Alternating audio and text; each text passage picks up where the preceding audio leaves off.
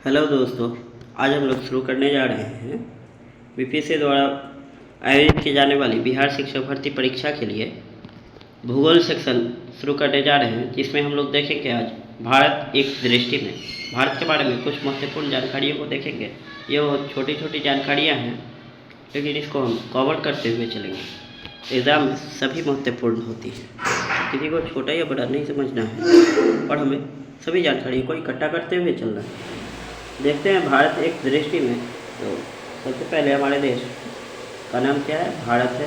इसको अन्य किन किन नामों से जानते हैं? तो आर्यवर्त हो गया, जम्बूद्वीप हो गया, हिंदुस्तान, भारतवर्ष, इंडिया, इस सब नामों से हम भारत को, अपने देश को जानते हैं। इसकी राजधानी अगर हम देखें तो नई दिल्ली है। भौगोलिक विस्तार को अगर हम देखें तो यह उत्तर पूर्वी गोलार्ध में हमारा प्यारा देश भारत अवस्थित है, उत्तर पूर्वी गोलार्ध में। उसके बाद यदि हम देखें तो भारत का अक्षांशीय विस्तार 8 डिग्री 4 मिनट उत्तरी अक्षांश से 37 डिग्री 6 मिनट उत्तरी अक्षांश तक है। यह मुख्य भूमि का अक्षांशीय विस्तार है। अगर हम भारत के कुल भौगोलिक अक्षांशीय विस्तार को देखें तो यह 6 डिग्री 4 मिनट से 37 डिग्री 6 मिनट तक इसका अक्षांशीय विस्तार है। देशांतरीय विस्तार अगर हम देखें भारत का तो 68 डिग्री 60 मिनट से 68 डिग्री 7 मिनट से यह कहाँ तक है? भारत का देशांतरीय विस्तार 68 डिग्री 7 मिनट पूर्वी देशांतर से 97 डिग्री 25 मिनट पूर्वी देशांतर तक भारत का देशांतरीय विस्तार है। अगर हम देखें अब कि भारत का मानक समय कहाँ से लिया गया है तो 82.5 डिग्री पूर्वी देशांतर इलाहाबाद के समीप मिर्ज़ापुर के नैनी से लिया गया है। और भारत का मानक समय जो है वह Greenwich mean time GMT London से जो लंदन 0 डिग्री से देशांतर रेखा से हमारा मानक समय जो है 5.5 घंटा आगे है, यानी कि 5 घंटा 30 मिनट आगे है। उसके बाद यदि हम देखें तो हमारा भारतीय मानक समय जो है कितने राज्यों से होकर गुजरता है? 82.5 डिग्री पूर्वी देशांतर भारत के 5 राज्यों से होकर गुजरता है। 5 राज्यों जैसे कि हम देखें इसको, उत्तर प्रदेश हो गया, मध्य प्रदेश, छत्तीसगढ़ है, उड़ीसा है, आंध्र प्रदेश, इस सब से होकर गुजरता है। कहाँ से? उत्तर प्रदेश, मध्य प्रदेश, छत्तीसगढ़, उड़ीसा और आंध्र प्रदेश से 82.5 डिग्री पूर्वी देशांतर भारत के 5 राज्यों से होकर गुजरती है। उसके बाद हम देखें भारत का भौगोलिक विस्तार, उत्तर से दक्षिण भारत का भौगोलिक विस्तार जो है 3,214 किलोमीटर है। भौगोलिक विस्तार भारत का जो है उत्तर से दक्षिण 3,214 किलोमीटर और पूर्व से पश्चिम अगर हम देखें 2,933 किलोमीटर। वहीं अगर हम देखें भारत की स्थलीय सीमा की कुल लंबाई तो यह है 15,106.7 किलोमीटर और भारत की जलीय सीमा की लंबाई देखें हम तो यह है 7516.6 किलोमीटर, 7,516.6 किलोमीटर भारत की जलीय सीमा है। उसके बाद अगर हम देखें प्रादेशिक जल सीमा भारत की क्या है तो दोस्तों यह होता है समुद्र से 12 समुद्री मील या नॉटिकल मील, इसी को कहते हैं प्रादेशिक जल सीमा। 12 समुद्री मील तक या 12 नॉटिकल मील है भारत की प्रादेशिक जल सीमा। उसके बाद संलग्न क्षेत्र देखें तो संलग्न क्षेत्र यह कितना है?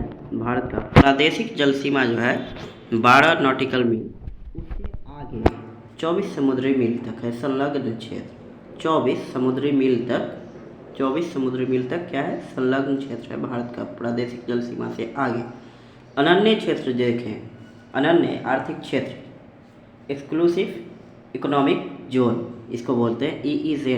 तो संलग्न क्षेत्र से आगे 200 समुद्री मील तक यह भारत का अनन्य आर्थिक क्षेत्र है। इसमें भारत जो है एक्सप्लोरेशन कोई भी कर सकता है, खोज कर सकता है भारत। इसमें मछली वगैरह या और भी कुछ खोज वगैरह भारत कर सकता है।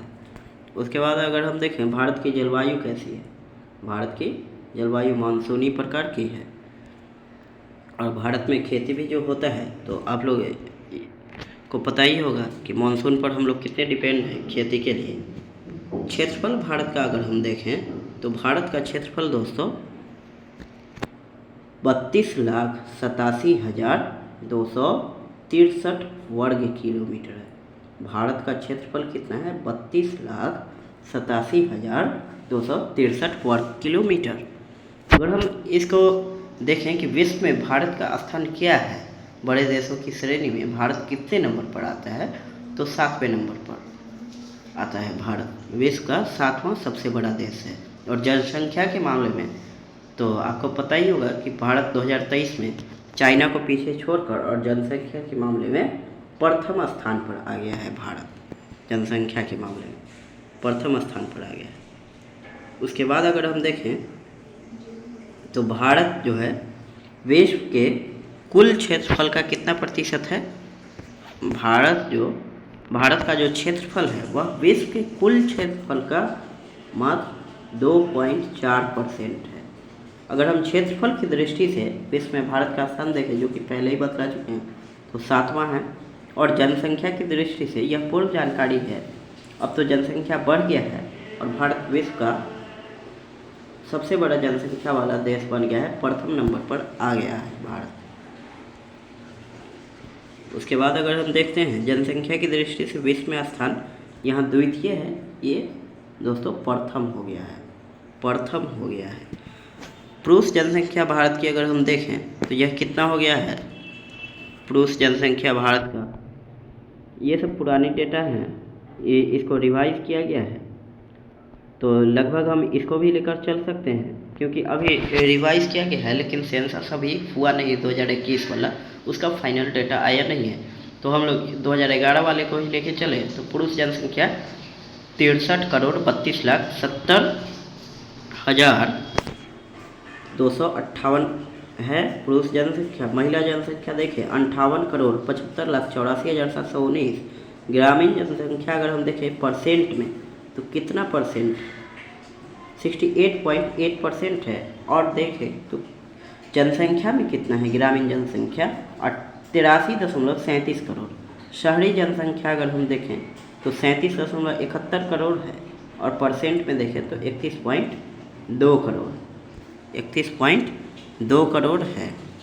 उसके बाद अगर हम देखें तो भारत की दशकीय जनसंख्या वृद्धि दर कितना है? 17.7%। यह 2001-11 का डेटा दिया हुआ है। भारत में लिंगानुपात कितना है? 943 प्रति 1000 पुरुषों पर।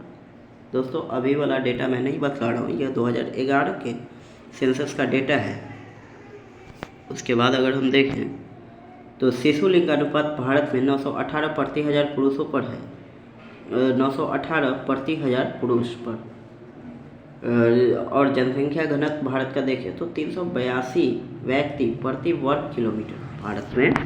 भारत का अगर हम देखें जनसंख्या घनत्व कितना है? 382 व्यक्ति प्रति वर्ग किलोमीटर भारत में पाए जाते हैं। और भारत का कुल साक्षरता दोस्तों देखें तो भारत का कुल साक्षरता 74.04 किलोमीटर है,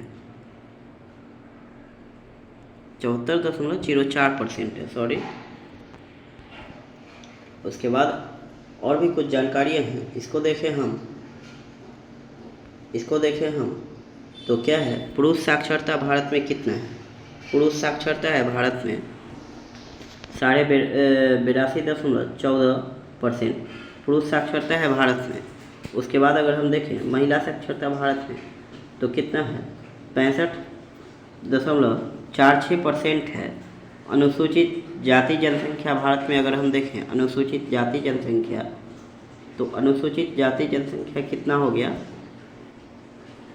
20,13,78,086। कुल जनसंख्या का कितना परसेंट है अनुसूचित जाति जनसंख्या भारत में? शेड्यूल कास्ट SC जिसे कहते हैं, अनुसूचित जाति जनसंख्या 16.6% है, 16.6%। और 20,13,78,086 है कुल जनसंख्या और परसेंट में देखें 16.6% है। अनुसूचित जनजाति शेड्यूल ट्राइब कास्ट देखें तो भारत में कुल जनसंख्या में इसका योगदान है 10,42,81,034। कुल जनसंख्या में इसका परसेंट अगर हम देखें शेड्यूल्ड ट्राइब कास्ट का ST जिसे कहते हैं, ऐसे याद रहेगा आप लोगों को, तो 8.6%। अगर हम फिर से रिकॉल करते हैं, भारत के कुल जनसंख्या में अनुसूचित जाति जनसंख्या का परसेंट कितना है, डेटा तो याद रखना मुश्किल है लेकिन परसेंटेज में आसानी से याद रखता है 16.6% SC। और ST को अगर हम देखें, ST जनसंख्या कितना योगदान करते हैं हमारे भारत में, तो अनुसूचित जनजाति जनसंख्या भारत में देखें तो 8.6% का योगदान है उनका। उसके बाद देखें तो राज्यों की संख्या कितनी है, यह अब 28 हो गई है, पहले 29 था। और 28 कैसे हुआ, तो जम्मू कश्मीर राज्य का पुनर्गठन किया गया और इसको 2 यूटीज़ में कन्वर्ट कर दिया गया। 2 यूटीज़ यूनियन टेरिटरी बना दिया गया एक राज्य से, एक जम्मू कश्मीर यूनियन टेरिटरी और एक लद्दाख यूनियन टेरिटरी, यहाँ मैंने लिख दिया है। उसके बाद अगर हम देखें आगे तो केंद्र शासित प्रदेश पहले 9 थे और अब 8 हो गए। तो आप लोग कहेंगे कि पहले 9 थे तो एक और बढ़ जाना चाहिए था, जम्मू कश्मीर को टूटने से एक बढ़ जाता, पहले 7 था और अब 8 हो गया। कैसे, तो 2 बढ़ने से 9 हो जाता है, लेकिन दादरा नगर हवेली और दमन दीव को मर्ज कर दिया गया, एक साथ मिला दिया गया, उस दोनों केंद्र शासित प्रदेश का भी पुनर्गठन किया गया। इसीलिए अब हमारे पास केंद्र शासित प्रदेशों की संख्या 8 है। अगर भारत का आकार हम देखें, मैप पर आप लोग देखते होंगे, भारत का ज्यामितीय आकार चतुष्कोणीय है।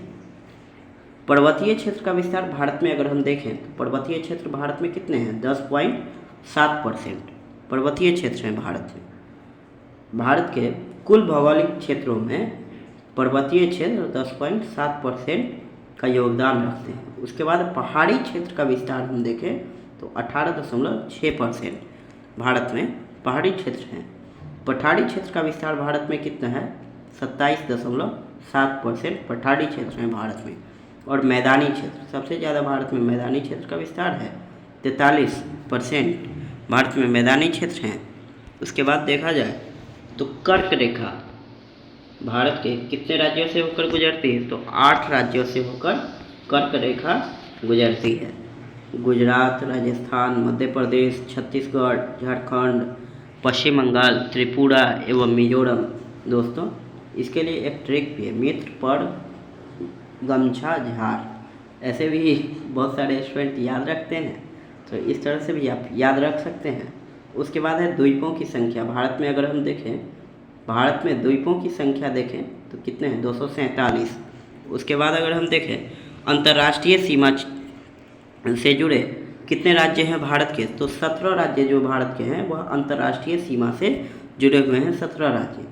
तेल शोधनशालाओं की संख्या भारत में कितनी है, 22 तेल शोधनशालाएँ हैं भारत में। उसके बाद देखें राष्ट्रीय राजमार्गों की संख्या, ये सब डेटा तो दोस्तों पुरानी हो गई, कुछ अभी रिवाइज भी हुआ होगा, लेकिन यहाँ 266 दिया है, कुछ अभी बढ़ गया। बड़े बंदरगाहों की संख्या दोस्तों 13 है, अभी बड़े बंदरगाह 13 हैं भारत में। और छोटे बंदरगाह हम देखें तो लगभग 200 छोटे बंदरगाह हैं और बड़े बंदरगाहों की संख्या भारत में 13 है। भारत का राष्ट्रीय पशु क्या है, बाघ है भारत का राष्ट्रीय पशु। और राष्ट्रीय विरासत पशु अगर हम देखें तो क्या है, हाथी। हाथी को राष्ट्रीय विरासत पशु कहा जाता है। राष्ट्रीय पक्षी क्या है, भारत का मोर है। राष्ट्रीय वृक्ष क्या है, बरगद है।